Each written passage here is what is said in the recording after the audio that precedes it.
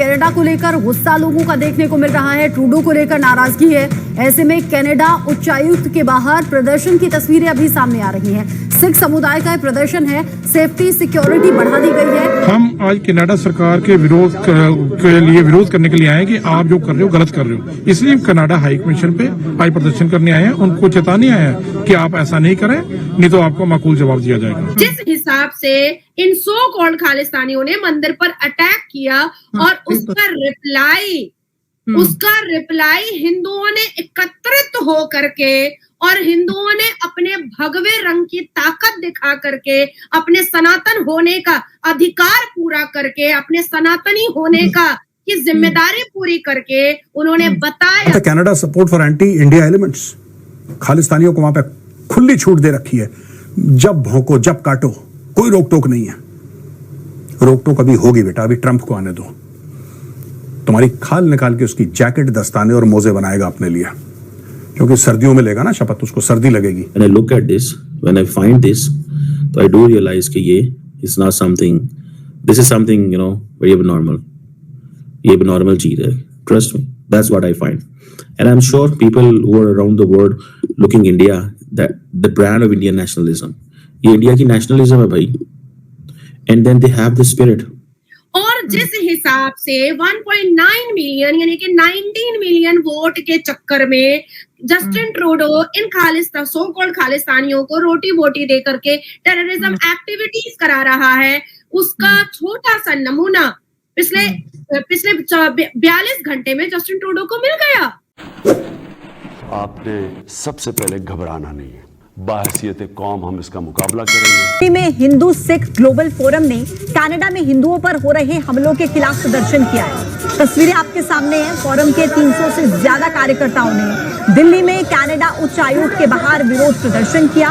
इस दौरान पुलिस ने उन्हें रोकने की कोशिश की तो प्रदर्शनकारियों ने बैरिकेड्स को तोड़ दिया। जस्टिन ट्रूडो को समझ में नहीं आ रहा है कि ये सो कॉल्ड चरस गांजा पीने वाले खालिस्तानी, जो अपने आप को खालिस्तानी बोलते हैं, जिसका कोई वजूद नहीं है खालिस्तान का, ये कनाडा को धीरे धीरे खत्म करते चले जा रहे हैं।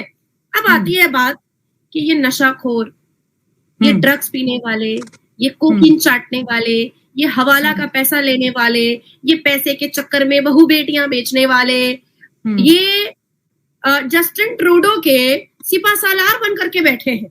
और जस्टिन ट्रूडो इसलिए इनको रोटी बोटी दे रहा है ताकि वो जीत सके, क्योंकि उसकी सबसे बड़ी वजह जस्टिन ट्रूडो को इन लोगों ने ये समझाया है कि कनाडा में जो इंडियन पॉपुलेशन है वो 19 लाख है, 1.9 मिलियन।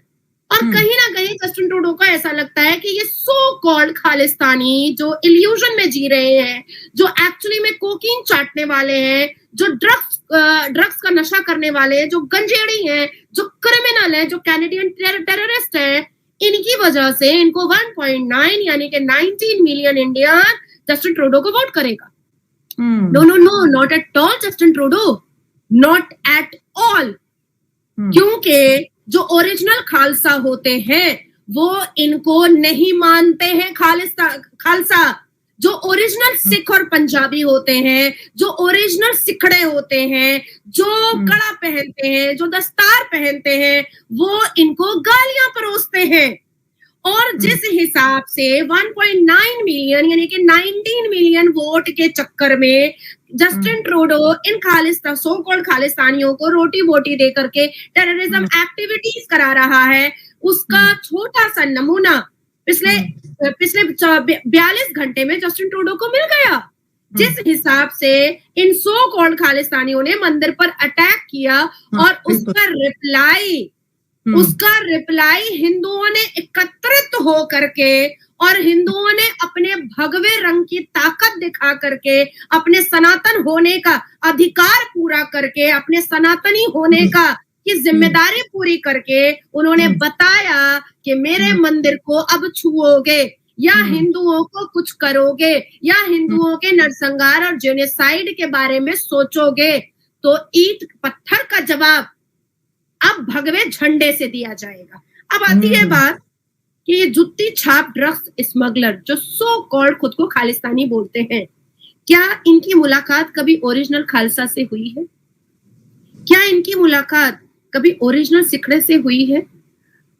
शैला, मैं आपको बताते चलूं कि जो ओरिजिनल खालसा होते हैं ना, अगर वो जोर आवाज में चीख करके एक बार कह दे वाहिगुरु जी की खालसा और वाहिगुरु जी की फतह, ये जो अपने आप को खालिस्तानी और सो कॉल्ड खालिस्तान बोल रहे हैं, ये पैंट में मूत देंगे, पैंट में।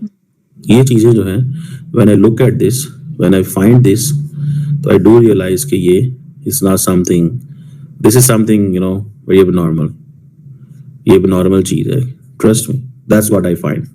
And I'm sure people who are around the world looking India, that the brand of Indian nationalism, ये इंडिया की नेशनलिज्म है भाई, and then they have the spirit.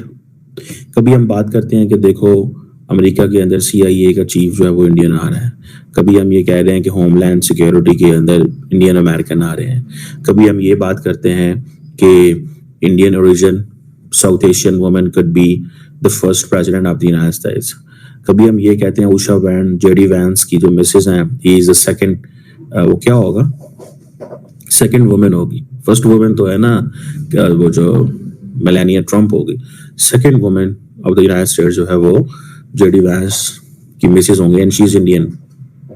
और दसो की चाहिए लुक है। एंड देन पाकिस्तानी लड़कियों को देखें, वो जब भी जाके वहां पे कहेंगे शादी ऐसा गोरिया नाल नहीं शादी करनी और हम मुसलमाना ना करनी, ठीक है, एंड देन वो मुसलमानों से शादियां करते हैं। असल में तो वो देखिए, असल में अनटिल एंड अनलेस आप इंटीग्रेट नहीं करते, how things could be better. And Indian society जो है उनको समझ आ गई है, ठीक है जी, उनको वो समझ आ गई है, दे हैव रियलाइज कि हमें कैसे तरक्की करनी है, ठीक है। आप अगर सिर्फ इंडियन इलेक्शन लड़ना शुरू कर दें तो they may not win, they need the support of the locals there ना। अगर एक अमेरिकन आके यहाँ पे इंडिया में इलेक्शन लड़े तो उसको कोई देगा वोट नहीं। लेकिन जिस तरह सोनिया गांधी है, she came from Europe, got settled here, but उसको सपोर्ट बेस चाहिए थी।